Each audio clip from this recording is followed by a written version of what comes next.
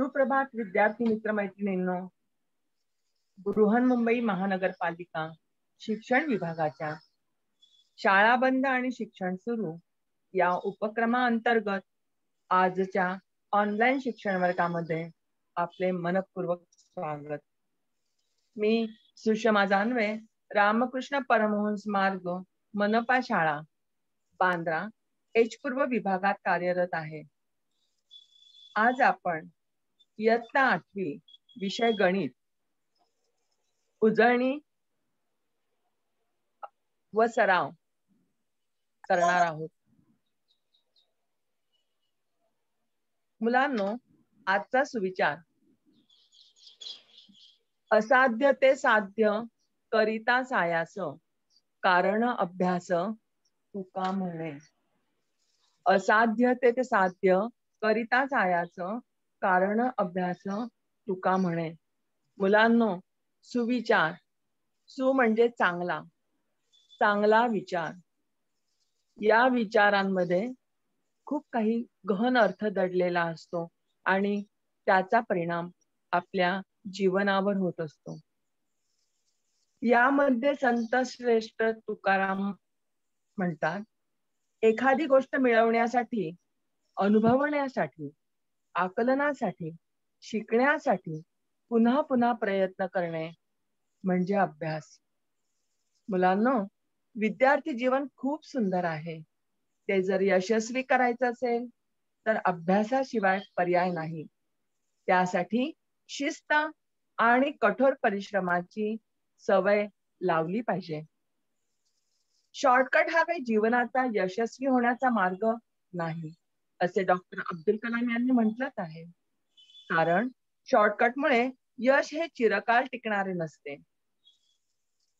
तसंच अपयशाने खचून न जाता प्रयत्न केले तर नक्कीच यश मिळते.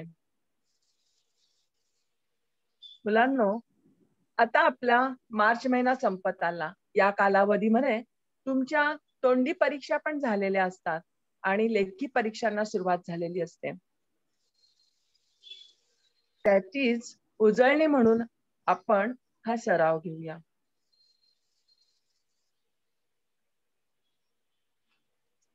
मी प्रश्न वाचते. योग्य पर्याय निवडा. एका घनाचे घनफळ 343 घन सेंटीमीटर असल्यास त्याचे एकूण पृष्ठफळ किती?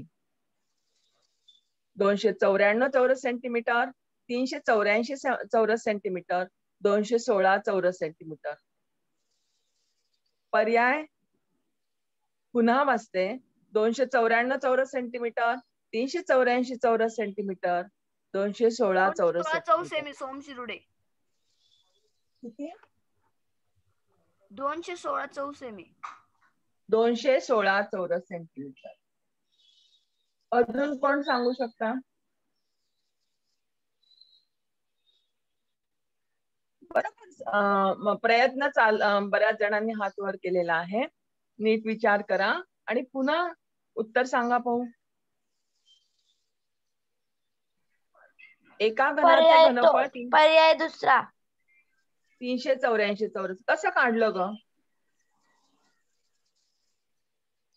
घनाचे घनफळ 384 आहे, हे कसं काढलं? बघा, या ठिकाणी हा जो घन आहे, या घनाचं घनफळ काढण्याचं सूत्र तुम्हाला सगळ्यांना माहिती आहे. काय बरं घनाचं घनफळ काढण्याचं सूत्र? घनाची प्रत्येक बाजू समान असते. घनाचं घनफळ काढण्याचं सूत्र काय आहे? समजा घनाची बाजू आपण एल मानली तर घनाचे घनफळ काय आहे? घनाचे घनफळ म्हणजेच एलचा घन. आता या ठिकाणी घनफळ दिलेले आहे. किती आहे? 343. मग आपल्याला त्याच्यावरून बाजू काढता येईल की नाही? एलचा घन. एल बरोबर किती येणार? 343 कशाचा घन आहे?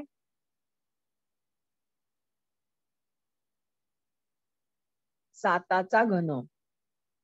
म्हणजे आपली या घनाची बाजू झाली 7 सेंटीमीटर. बरोबर की नाही? जरी या ठिकाणी पर्याय दिलेले आहेत तरी थोडं तरी आपल्याला उदाहरण हे थोडं सोडवावंच लागतं.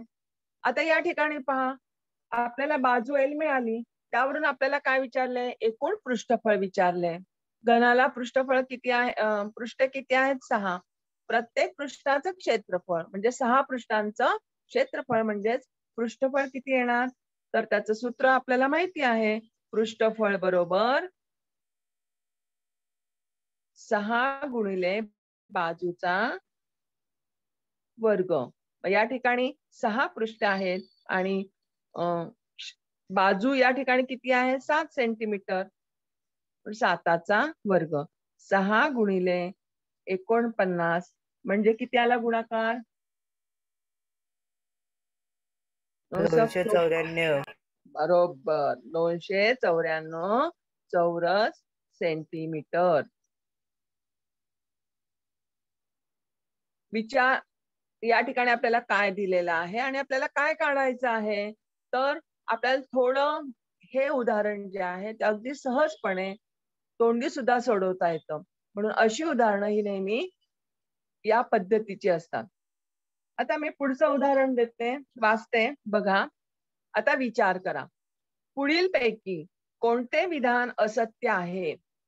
बघा, आता या ठिकाणी प्रत्येक गुणधर्म आपल्याला दिलेले आहेत. त्या गुणधर्म नीट आठवा आणि उदाहरण याच्यातलं असत्य कोणतं आहे ते मला सांगा. वर्तुळ केंद्रातून जीवेवर टाकलेला लंब जीवेस दुभागतो. विशाल कंसाचे माप 360 अंशापेक्षा जास्त असते. तिसरा पर्याय दिलाय, एका वर्तुळाच्या एकरूप कंसाशी निगडित असलेल्या जीवा एकरूप असतात. पुन्हा पर्याय वाचू. पुढील पैकी कोणते विधान असत्य आहे? हात वर आलेले आहेत. वर्तुळ केंद्रातून जीवेवर विशाल टाकलेला. कंसाचे माप 360 पेक्षा जास्त असते. अगदी छान उत्तर सांगितलं आणि एका बरोबर. झटक्यात उत्तर मला मिळालेलं आहे. मला खूप आनंद झाला. बघा, या ठिकाणी इथे आपल्याला पहिला पर्याय दिलाय, वर्तुळ केंद्रातून जीवेवर टाकलेला लंब जीवेस दुभागतो. आठवतंय की नाही मुलांनो? या ठिकाणी वर्तुळ केंद्रातून ही एबी जीवा आहे आणि या जीवेवर टाकलेला लंब हा जीवेस दुभागतो. म्हणजे पहिलं विधान हे सत्य आहे. दुसरं दिलंय, विशाल कंसाचे माप 360 अंश पेक्षा जास्त असते. तुम्हाला माहिती पूर्ण वर्तुळाचे माप किती आहे? 360 अंश असते. आणि हा जो लघु कंसाचे माप या ठिकाणी जर 45 दिलेलं असेल तर विशाल कंस जो आहे XWZ याचं जर आपल्याला माप काढायचं असेल तर 360 अंशामधून 45 अंश वजा करायला लागतील. म्हणजेच नेहमी विशाल कंसाचे माप हे 360 अंशापेक्षा जास्त असतं. हे विधान चुकीचं आहे, असत्य आहे. आणि तिसरा पर्याय दिला होता, एका वर्तुळाच्या एकरूप कंसाशी निगडित असलेल्या जीवा एकरूप असतात. बघा, एकाच वर्तुळाच्या या ठिकाणी काय दिलेलं आहे? एकरूप कंसाचे. हे दोन कंस एकरूप आहेत तर त्यांच्या जीवा सुद्धा कशा असतात? एकरूप असतात. या ठिकाणी कंस दिला AXB आणि दुसरा आहे DYC. हे एकरूप असतील तर या ठिकाणी जीवा AB आणि जीवा CD या सुद्धा एकरूप असतात. अगदी छान उत्तर दिलंय. आता पुढचा प्रश्न वाचते मी.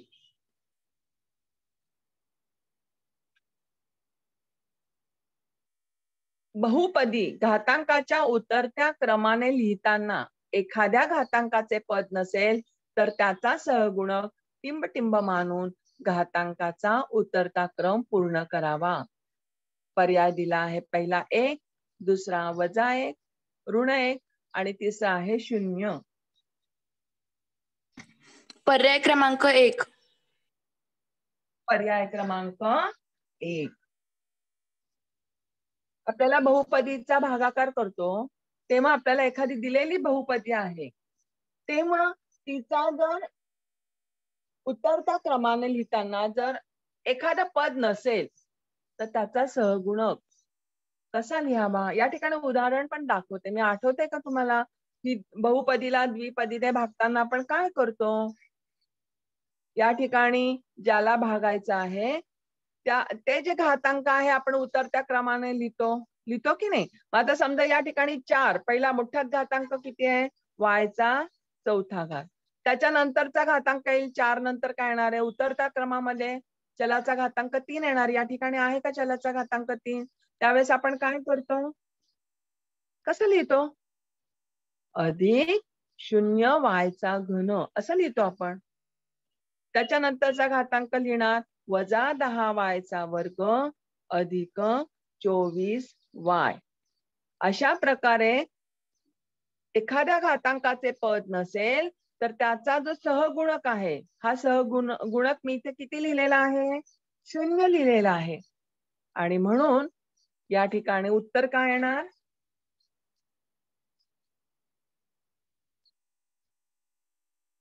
पर्याय कितवा येणार आहे? पर्याय क्रमांक 3 0. हा, तुम्ही उदाहरण सोडवता बहुपदीचा भागाकार करताना आपण लिहिताना आपण उतरत्या क्रमाने लिहितो. जेव्हा एखादं घातांकाचं पद नसेल तेव्हा आपल्याला भागाकार ही क्रिया सोपी जावी आणि म्हणून आपण त्या ठिकाणी ते पद लिहितो, परंतु त्याचा सहगुणक कसा मानतो आपण? 0 मानतो. लक्षात ठेवा. आता पुढचा प्रश्न मी वाचते. प्रश्न क्रमांक 4. बघा, समीकरण सोडवताना समीकरणाच्या दोन्ही बाजूंवर कशी क्रिया केली जात नाही? बघा, आपल्याला विचारले समीकरण सोडवताना समीकरणाच्या दोन्ही बाजूंवर कशी क्रिया केली जात नाही. पर्याय 1 आहे दोन्ही बाजूंमध्ये समान संख्या मिळवतात. 2 दोन्ही बाजूतून समान संख्या वजा करतात. आणि 3 एका बाजूस गुणतात तर दुसऱ्या बाजूस भागतात. एका बाजूस गुणतात तर दुसऱ्या बाजूस भागतात. अगदी छान आणि पटकन उत्तर सांगितलं. खूप आनंद झाला मला. आता या ठिकाणी माहितीये तुम्हाला की समीकरण सोडवतो म्हणजेच काय करतो आपण? समीकरणाची उकल शोधतो. उकल म्हणजे काय? तर ज्या चलासाठी ती किंमत ठेवल्यामुळे समीकरणाची डावी आणि उजवी बाजू काय होते? समान होते. आणि अशा वेळेस आपण समीकरणाच्या दोन्ही बाजूंवर क्रिया करतो. काय करतो? तर दोन्ही बाजूंमध्ये समान संख्या मिळवली जाते. दोन्ही बाजूतून समान संख्या वजा केली जाते. त्याचप्रमाणे दोन्ही बाजूंना समान संख्येने गुणलं जातं. आणि त्याचप्रमाणे अजून चौथं काय आहे? दोन्ही बाजूंना शून्येतर समान संख्येने भागले जाते. त्यामुळे हा पर्याय चुकीचा आहे. पुढचा प्रश्न वाचते मी. प्रश्न क्रमांक 5. एखाद्या रकमेचे कितव्या वर्षांचे सरळ व्याज व चक्रवाढ व्याज समान येईल? पर्याय वाचते. पहिल्या, दुसऱ्या आणि तिसऱ्या. दुसऱ्या सोहम शिरुडे. दुसऱ्या यशस्वी सुरवसे. आपल्याला विचार पुन्हा करा की एखाद्या रकमेचे कितव्या वर्षांचे सरळ व्याज आणि चक्रवाढ व्याज समान येईल असा शब्द वापरलेला आहे. समान येईल.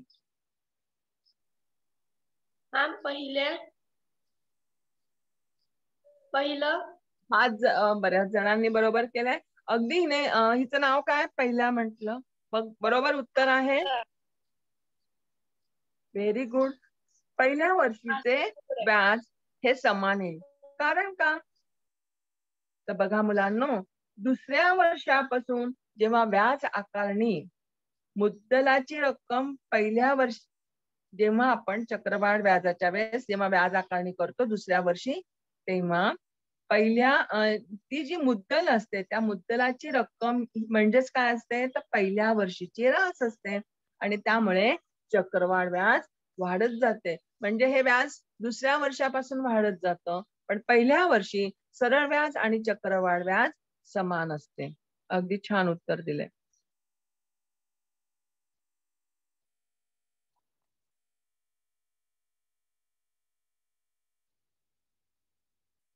आता पुढचा हे वाचते मी. प्रश्न वाचते. बघा, ओ केंद्र असणाऱ्या वर्तुळाची त्रिज्या 10 सेंटीमीटर आहे.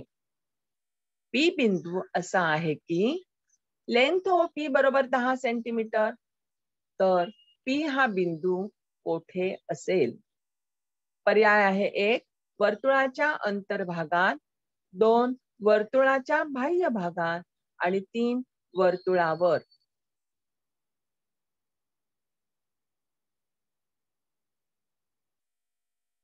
जरा उदाहरण वाचल्यानंतर ते उदाहरण डोळ्यासमोर ठेवा, त्याची आकृती डोळ्यासमोर जर आली तुमच्या, तर तुम्हाला हे उत्तर पटकन सांगता येईल. पी बिंदू कोठे असेल? वर्तुळाच्या बाह्य भागात. आता मी जर आकृती दाखवली तर तुमच्या लक्षात येईल का? अंतर्भागात. विचार करा. जर मी तुम्हाला वर्तुळावर आर्यन वेताळ. ठीक आहे, आता 3 पैकी एक कोणतं तरी अगदीच बरोबर असणार आहे, हो की नाही? परंतु आपण त्या ठिकाणी आपल्याला काय दिलेलं आहे? ओ केंद्र असणारी एक वर्तुळ दिलेलं आहे. बघा बरं, या ठिकाणी मी सांगितलं होतं आता डोळ्यासमोर छान अशी आकृती आणायची. एक ओ केंद्र असलेलं वर्तुळ आहे. त्या वर्तुळाची त्रिज्या आपल्याला 10 सेंटीमीटर दिलेली आहे. मग 10 सेंटीमीटर वर लेंथ ओपीची किंमत हे किती दिलेली आहे? 10 सेंटीमीटर. त्यावेळेस हा पी बिंदू कोठे आहे सांगा पाहू?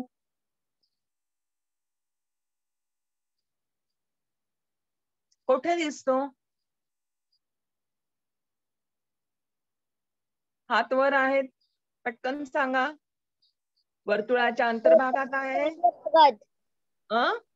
वर्तुळाच्या बाह्य भागात. पी बिंदू कुठे आहे? हा पी बिंदू इथे ना बेटा. वर्तुळाच्या अंतर्भागात. पी बिंदू हा वर्तुळावर आहे. बरोबर समजलं? अंतर्भागात म्हणजे इथे आतमध्ये दिसला असता, बिंदू पाहायचा, अक्षर नाही. बाह्य भागात म्हणजे वर्तुळाच्या बाहेर. आणि जेव्हा एखादा बिंदू या ठिकाणी असा असतो तेव्हा त्याला म्हणतात वर्तुळावर. Very good.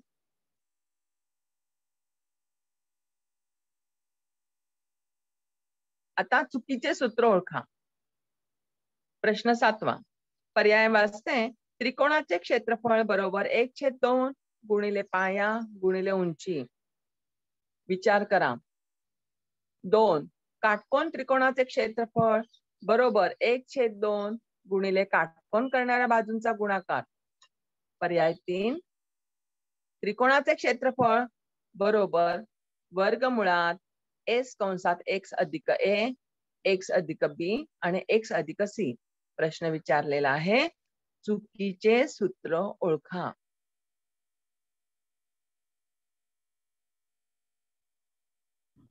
त्रिकोणाचे क्षेत्रफळ 1/2 पाया गुणिले उंची.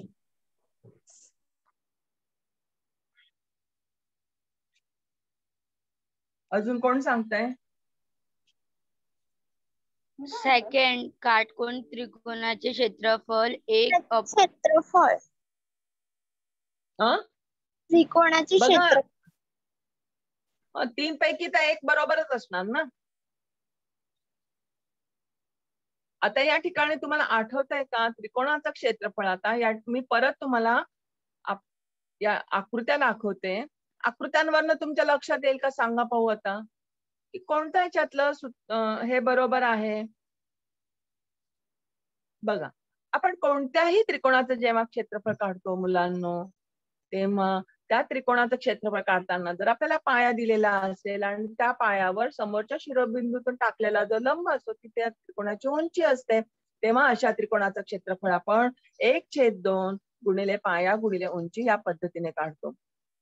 किंवा जर आपल्याला एखादा काटकोन त्रिकोण दिलेला असेल तर काटकोन त्रिकोणाचं क्षेत्रफळ काढताना काय करतात? या ठिकाणी बघा, या बिंदू जवळ या 2 बाजू आहेत, त्या काटकोन करणाऱ्या बाजू आहेत त्रिकोणाच्या. आणि अशा वेळेस काटकोन त्रिकोणाचं क्षेत्रफळ काढताना आपलं सूत्र आहे 1/2 गुणिले काटकोन करणाऱ्या बाजूंचा गुणाकार. आता विसरू नका, लक्षात ठेवा. आता तिसरा त्रिकोण दिलेला आहे या ठिकाणी आणि या त्रिकोणाला उंची तर दिलेली नाहीये. समजा मी पाया 6 सेंटीमीटर मानला तर इथं उंची आहे का? आपल्याला दिलेली नाहीये. पण आपल्याला या त्रिकोणाच्या 3 बाजू दिलेल्या आहेत आणि अशा जेव्हा त्रिकोणाच्या 3 बाजू दिलेल्या असतात आणि आपल्याला क्षेत्रफळ काढायला सांगितलेलं असतं तेव्हा आपण हिरोचं सूत्र वापरलं. नाव लक्षात आहे ना? आता या ठिकाणी हे क्षेत्रफळ काढताना आपण काय करतो तर त्याची आधी अर्धपरिमिती काढतो. म्हणजे 3 बाजूंची बेरीज करून त्याला 2 ने भागतो आणि अशा वेळेस जी अर्धपरिमिती येते त्यालाच आपण s म्हणतो. मग वर्गमुळात s कंसात पहिली बाजू आपण त्या अर्धपरिमितीतून वजा करतो. मग दुसरी बाजू अर्ध परिमितीतून वजा करतो आणि तिसरी बाजू पण अर्ध परिमितीतून वजा करतो. पण या ठिकाणी काय दाखवलेलं आहे? वजा न करता या ठिकाणी मिळवलेली दाखवलेली आहे आणि म्हणून हे जे सूत्र आहे हे या ठिकाणी चुकीचं आहे. या ठिकाणी काय पाहिजे होतं आपल्याला? एस कंसात एस वजा ए, एस वजा बी आणि एस वजा सी.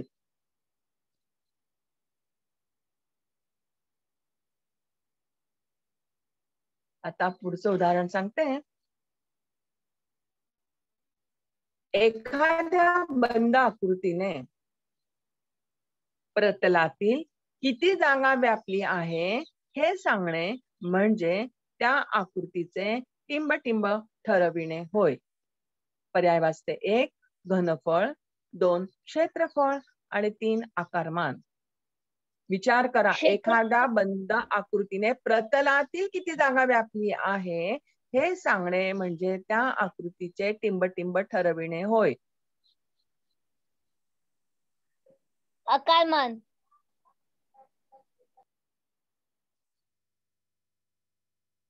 अजून कोण सांगतंय?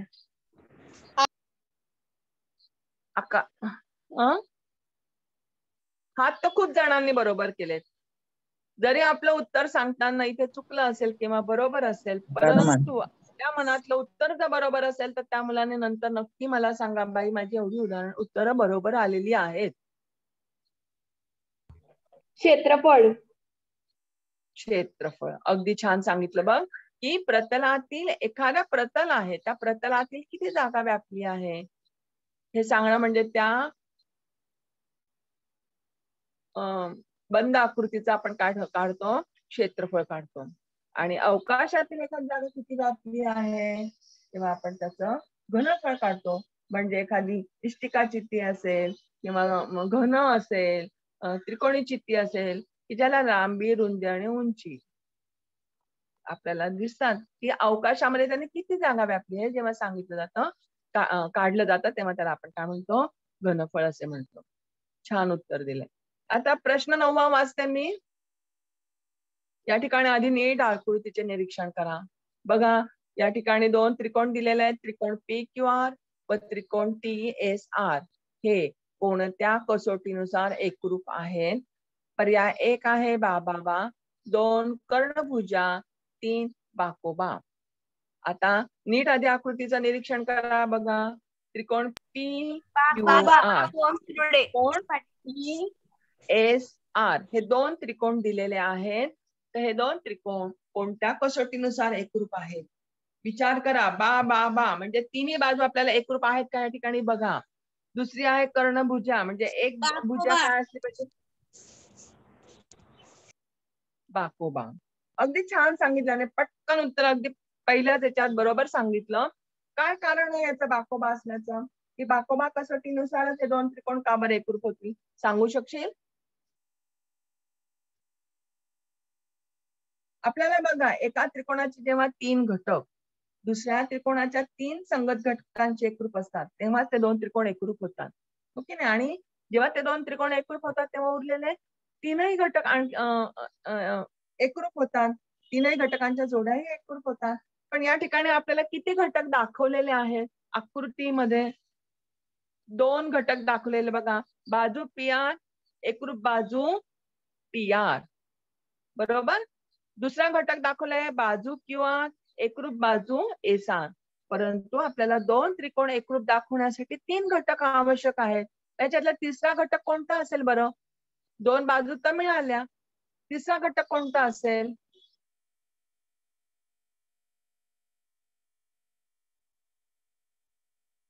हे 2 त्रिकोण एकरूप दाखवण्यासाठी याच्यात दिलेला नाही, पण आपल्याला तो शोधता आला पाहिजे. बघा, या ठिकाणी या त्रिकोणाचा PRQ चा हा जो कोण आहे, कोण PRQ आणि कोण या त्रिकोणाचा कोण TRS, बघा हे दोन्ही कोण विरुद्ध कोण आहेत आणि विरुद्ध कोण समान मापाचे असतात. म्हणजेच आपल्याला काय काय मिळाले? एक बाजू, कोण आणि बाजू. 2 गोष्टी दिल्या होत्या, तिसरी गोष्ट आपण शोधून काढली आणि म्हणून या ठिकाणी उत्तर दिलेलं बरोबर आहे. की हे दोन त्रिकोण बाकोबाक कसोटीने एकरूप होतात.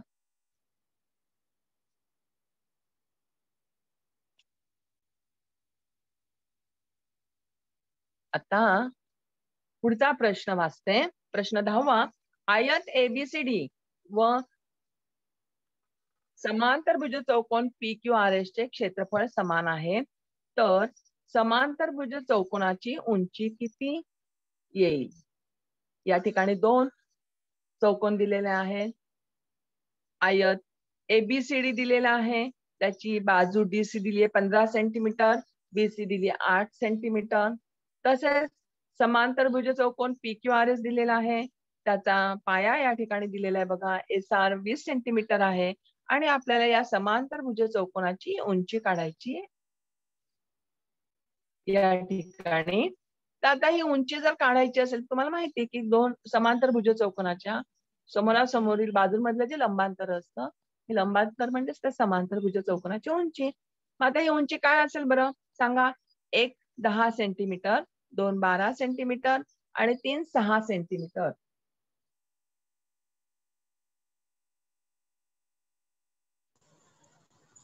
आता तुम्हाला हे उदाहरण 6 सेंटीमीटर बघूया आपण. अगदी सांगितलेलं बरोबर आहे का?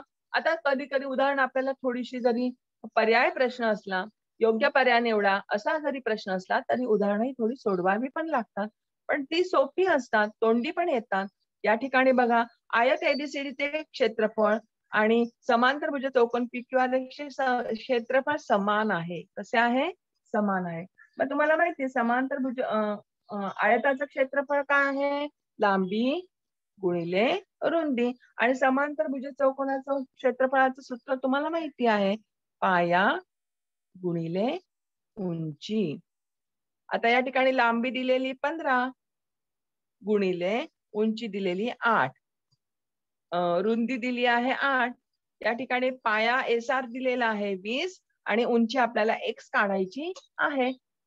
बघा आता या ठिकाणी X ची किंमत काढण्यासाठी आपल्याला 20 दुसऱ्या बाजूला न्यायला लागणार आहे, म्हणजेच काय करणार? पदांची अदला बदल केल्यावर काय येईल? 15 गुणिले 8 छेद 20. बघा, 2 चौक 8, 10, 5 दुणे 10, 5 त्रिक 15, 2 एक 2, 2 दुणे 4. म्हणजे 3 गुणिले 2 यांचा गुणाकार त्याला 6 सेंटीमीटर. म्हणून आपलं उत्तर बरोबर आहे पर्याय क्रमांक 3. समजलं सगळ्यांना? Very good. आता पुढचा प्रश्न वाचते मी. प्रश्न क्रमांक 11. एका चौरसाची बाजू दुप्पट केली तर त्याचे क्षेत्रफळ टिंबटिंब होईल. बघा, एका चौरसाची, आता चौरस डोळ्यासमोर आणा, त्याची बाजू जर दुप्पट केली तर क्षेत्रफळ किती होईल? पहिला पर्याय दिलेला आहे 1 दुप्पट, 2 चौपट, 3 6 पट. चौपट. आर्यन वेताळ. अगदी छान सांगितलेलं आहे, चौपट. बरोबर. समजा एखाद्या चौरसाची बाजू 2 सेंटीमीटर असेल, त्याचं क्षेत्रफळ येईल 2चा वर्ग 4. आणि जर त्याची बाजू दुप्पट केली म्हणजे 4 सेंटीमीटर केली तर त्याचं क्षेत्रफळ येतं 4 चौक 16. म्हणजेच चौरसाची बाजू दुप्पट केली तर त्याचं क्षेत्रफळ काय होतं? चौपट होतं, कारण चौरसाच्या बाजूच्या वर्गाच्या पट्टीमध्ये ते वाढते. Very good. प्रश्न क्रमांक 12. 1 लिटर बरोबर टिंबटिंब घन सेंटीमीटर. पहिला पर्याय आहे 100, दुसरा 1000, तिसरा 10,000 घन सेंटीमीटर. 1000 सोहम शिरुडे. अगदी छान. 1 लिटर पाण्यात द्रवाचे आकारमान नेहमी 1000 घन सेंटीमीटर असते. छान, व्हेरी गुड. प्रश्न क्रमांक 13. या ठिकाणी त्रिकोणी चिठ्ठी दिलेली आहे बघा, नीट निरीक्षण करा. त्रिकोणी चिठ्ठीची पृष्ठे दिलेली नाहीत, शिरोबिंदू दिलेले नाहीत आणि कडा दिलेल्या नाहीत. पण या ठिकाणी या आकृतीचं नीट निरीक्षण करून मला सांगा की त्रिकोणी चिठ्ठीला पृष्ठे किती आहेत? 9 5 6 5 6 9 आणि 6 9 5 त्रिकोणी चितीची पृष्ठे, शिरोबिंदू आणि कडा या ठिकाणी दिलेले आहेत. तर योग्य पर्याय सांगा.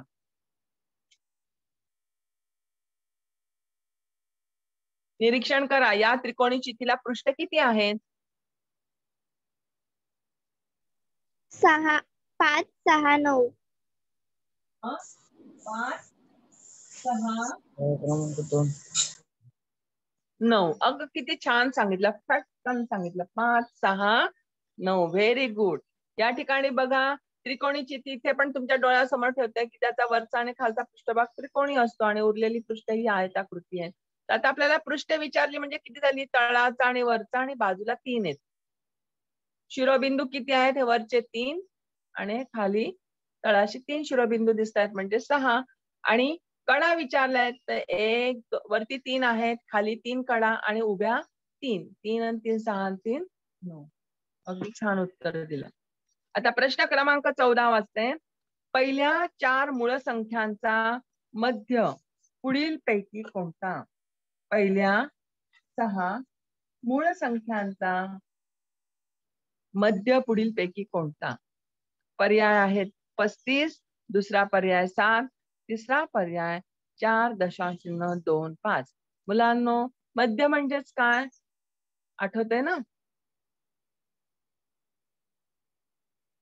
मूळ संख्या 4, पहिल्या 4 मूळ संख्या कोणत्या आहेत त्या आठवा. त्याचा मध्य म्हणजेच काय काढायचा?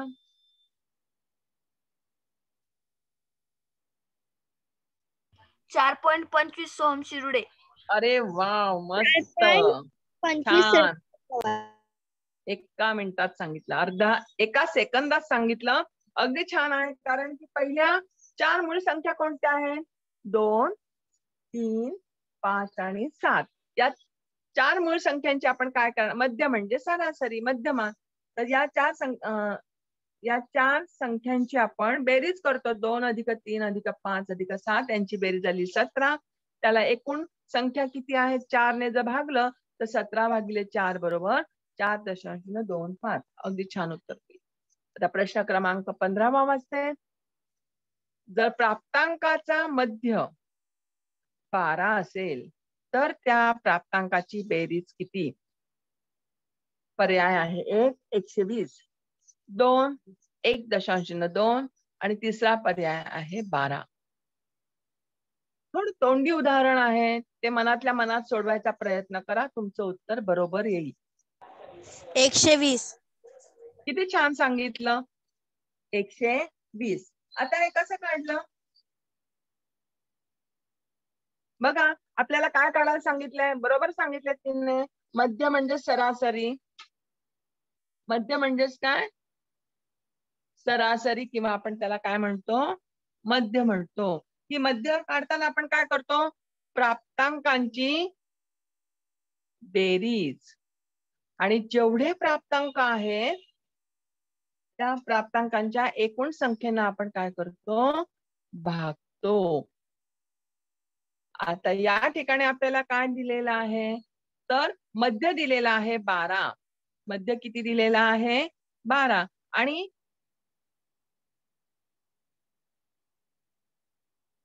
जर 10 प्राप्तांकांचा मध्य 12 असेल तर इथे 10 पाहिजे होतं.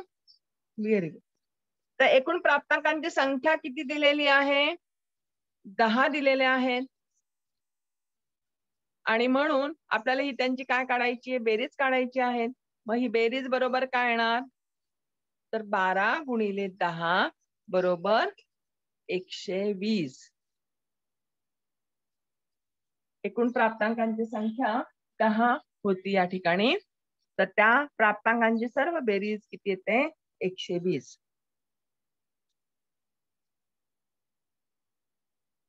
ओके. आता प्रश्न 16वा. समीकरण सोडवा. 5x अधिक 4 बरोबर 19. x ची किंमत, x बरोबर 5, दुसरा पर्याय आहे x बरोबर 4 आणि तिसरा पर्याय दिला आहे x बरोबर 3. एक्स बरोबर 3 स्वस्तिक. एक्स बरोबर 3 कुलश्री. खूप छान, खूप छान. मस्त. आता या ठिकाणी आपल्याला x ची किंमत काढायची, म्हणजे आपण 4 दोन्ही बाजूंना वजा केल्यानंतर 19 मधनं 4 गेले 15, आणि मग 5 ने दोन्ही बाजूंना भागल्यानंतर येईल 5 त्रिक 15, म्हणून x ची किंमत 3 आहे.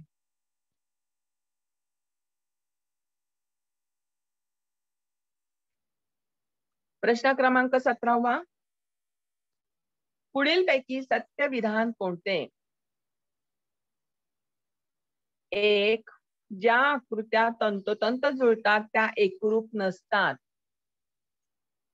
2. ज्या कोनांची मापे समान असतात ते कोन एकरूप असतात. पर्याय 3. एखाद्या जोडीतील त्रिकोण एकरूप आहे हे दाखविण्यासाठी केवळ म्हणजे फक्त 2 घटकांची एकरूपता दाखवण्याची आवश्यकता असते. ज्या कोणांची मापे समान असतात ते कोण एकरूप असतात. सोहम शिरुडे. अगदी छान. जर एखाद्या 2 कोनांची मापे 45 अंश दिलेली असतील तर ते 2 कोन एकरूप असतात. खूप छान दिलं. आणि आपण इतक्यात बघितलं की कोणते 2 त्रिकोण आपल्याला जर एकरूप दाखवायचे असतील तर कमीत कमी 3 घटक दाखवावे लागतात. मग असे बाकोबामध्ये आपण 3 घटक शोधून काढले आणि त्यावरून आपल्या लक्षात आलेलंच आहे की कोणते 2 त्रिकोण एकरूप दाखवण्यासाठी कमीत कमी 3 घटक एकरूप असणे गरजेचे असते. आणि ज्या आकृत्या तंतोतंत जुळतात त्यांना आपण एकरूप आकृत्या म्हणतो. हो की नाही? अगदी छान. प्रश्न क्रमांक 18. बघा, एबीसी एकाच एक संगती PQR या संगतीनुसार त्रिकोण एकरूप असतील तर पुढीलपैकी कोणता पर्याय चुकीचा ठरेल?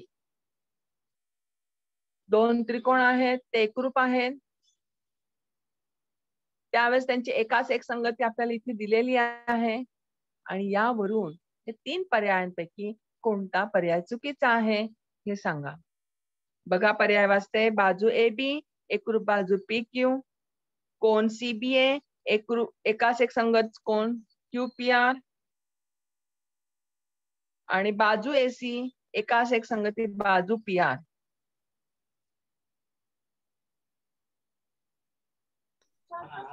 दुसरं कोन CBA कोन QPR. बरोबर. आता या ठिकाणी जेव्हा आपल्या 2 त्रिकोणांची एकाच एक संगती दिलेली असेल तर बाजू AB बाजू PQ शी नेहमी एकरूप असते, म्हणजे ती एकाच एक संगती बरोबर आहे. नंतर कोन B हा कोन Q शी काय आहे? एकरूप नाही. या ठिकाणी एकरूप आहे. या ठिकाणी कोन CBA आणि कोन QPR दाखवलेला आहे, त्यामुळे हे विधान चुकीचं आहे. आणि बाजू AC एकाच एक संगती बाजू PR बरोबर आहे. बाजू AC आणि बाजू PR. पुढचा प्रश्न वाचते. 30 गुणांच्या विज्ञानाच्या एका परीक्षेत 20 विद्यार्थ्यांनी मिळवलेले गुण पुढीलपैकी आहेत. आता हे मी गुण वाचत नाही, नीट निरीक्षण करा. वरील सामग्रीवरून पहिला प्रश्न विचारलाय, किती मुलांना 20 पेक्षा अधिक गुण मिळाले? 3 मुले, 2 मुले आणि 6 मुले. पर्याय क्रमांक 3 6 कुलश्री. Very good. पर्याय क्रमांक 3 6. आपल्याला 20 पेक्षा अधिक गुण विचारलेले आहेत, त्यामुळे 20 पकडायचे नाहीत. आणि त्यामुळे जे पकडलेले आहेत बघा, 20 पेक्षा जास्त म्हणजे 21, 28, 25, 27, 29 आणि 27. किती झाले? 6. आता पुढचा याच्यावर आधारित आहे प्रश्न. 27 गुणांची वारंवारता किती आहे? पर्याय आहे 1 3. गणेश. Very good. 27 गुण म्हणजे वारंवारता म्हणजे काय की 27 हा गुण किती वेळा आलेला आहे? तर या ठिकाणी बघितलं, तुमच्या लक्षात आलं असेल की 27 गुण 2 वेळा आलेला आहे, म्हणजे त्याची वारंवारता किती आहे? 2. पुढचा प्रश्न आहे, चलासाठी दिलेली किंमत समीकरणाची उकल आहे का ते ठरवा. या ठिकाणी x बरोबर x वजा 4 बरोबर 3 आहे आणि x ची किंमत दिलेली आहे -1. या ठिकाणी x बरोबर -1 ही समीकरणाची उकल आहे आणि दुसरा पर्याय आहे एक्स बरोबर ऋण 1 ही समीकरणाची उकल नाही. म्हणजे एक्सची किंमत घातल्यानंतर समीकरणाची डावी आणि उजवी बाजू जर बरोबरच असेल तर ती समीकरणाची उकल आहे, आणि येत नसेल तर ती समीकरणाची उकल नाही. किंमत घालून बघा. -1 समीकरणाची उकल आहे. रसिका पवार. ऋण 1 ही किंमत जर एक्स मध्ये घातली तर काय येईल? ऋण 1 ऋण 4 म्हणजे किती आले? ऋण 5. मग ही डावी आणि उजवी बाजू समान झाली का? या ठिकाणी आपल्याला किती पाहिजे होते? 3 व्हायला पाहिजे होते. 3 बरोबर ऋण 5 येतात का? नाही. आणि म्हणून ही समीकरणाची उकल नाही.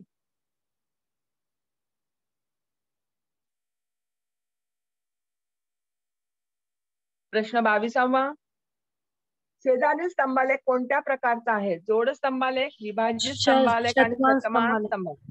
Very good. जर निरीक्षण केलं. शतमान स्तंभालेख. गणेश. रसिका छान, पवार. मस्त, अगदी छान. कारण की प्रत्येक हा स्तंभालेख जो आहे तर या ठिकाणी शतमान स्तंभालेखामध्ये प्रत्येक स्तंभ हे समान उंचीचे असतात, म्हणजे 100 एककाचे असतात. Very good. प्रश्न 23वा. आता या आकृतीचं नीट निरीक्षण करा. जर मापकोन एओबी बरोबर मापकोन सीओडी आहे तर खालीलपैकी असत्य विधान ओळखा. मापकोन एओबी बरोबर मापकोन सीओडी आहे तर खालीलपैकी असत्य म्हणजे चुकीचे विधान ओळखा. कंस एक्स बी एकरूप कंस सी वाय डी. दुसरा पर्याय आहे लेंथ ए बी लेंथ सीडीची एकरूप नाही किंवा समान नाही, आणि लेंथ एओ बरोबर लेंथ ओसी.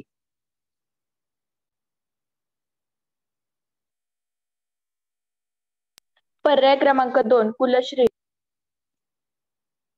बरोबर. आता आपण इतक्यातच बघितलं मगाशी की जेव्हा एकाच कंसाची दोन मापे जेव्हा समान असतात तेव्हा ते दोन कंसही एकरूप असतात, आणि त्या वर्तुळाच्या एकरूप कंसाच्या ज्या निगडीत असणाऱ्या जीवा असतात ते एकरूप असतात. म्हणजे जीवा ए बी ही लेंथ डीसीशी एकरूप असायला एकरूप आहे किंवा त्या समान लांबीच्या आहेत, म्हणून हा पर्याय चुकीचा आहे. हे उत्तर अगदी बरोबर आहे. आणि लेंथ एओ आणि लेंथ ओसी हे काय आहेत? वर्तुळाच्या या त्रिज्या आहेत, म्हणून हेही विधान खालचं बरोबर आहे.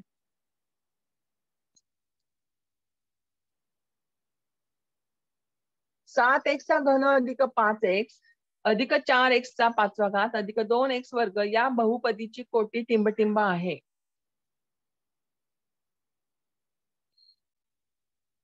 बहुपदीची कोटी हे तर पटकन येणार सगळ्यांना. 5 तानाजी.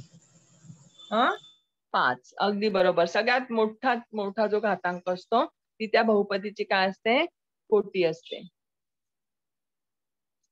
Very nice. प्रश्न क्रमांक 25. चलाचा वापर करून खालील माहिती बैजिक राशीत लिहा. या ठिकाणी चलाचा वापर करून आपल्याला ही माहिती दिलेली आहे ती बैजिक राशीत लिहायची आहे. माझ्या आईचे वय माझ्या वयाच्या चौपटीपेक्षा 10 वर्षे जास्त आहे. माझ्या आजीचे वय माझ्या वयाच्या चौपटीपेक्षा 10 वर्षे जास्त आहे. पर्याय दिला एक्स अधिक कंसात 4 गुणिले 10 वर्ष, 2 4x अधिक 10 वर्षे आणि 3 x अधिक 4 बरोबर 10 वर्षे. आता आपल्याला या ठिकाणी माझ्या आजीचे वय दिलेले आहे, माझ्या वयाच्या चौपटीपेक्षा 10 वर्ष आहे, पण माझे वय किती आहे ते माहिती नाही. त्यास आपण काय मानतो? x मानतो. 4x अधिक 10 वर्ष. कोण बोललं? 4x अधिक 10. अगदी बरोबर आहे. 4x अधिक 10 वर्ष. जर माझे वय आपण जर x मानले तर माझ्या वयाच्या चौपटीपेक्षा म्हणजे 4x झालं आणि त्यापेक्षा 10 वर्ष जास्त आहे, म्हणून 4x अधिक 10 वर्षे. उत्तर बरोबर आहे. मुलांनो, आता आपला सराव पण बराचसा झालेला आहे. आता तुमच्या लेखी परीक्षा या वर्षीच्या ऑनलाईन आहेत आणि त्या ऑनलाईन परीक्षेसाठी ती तोंडी असेल किंवा लेखी असेल, ऑनलाईन परीक्षा या परीक्षेसाठी तुम्हाला माझ्याकडून शुभेच्छा, आणि असाच छान प्रतिसाद द्या, भरपूर अभ्यास करा. धन्यवाद. थँक्यू.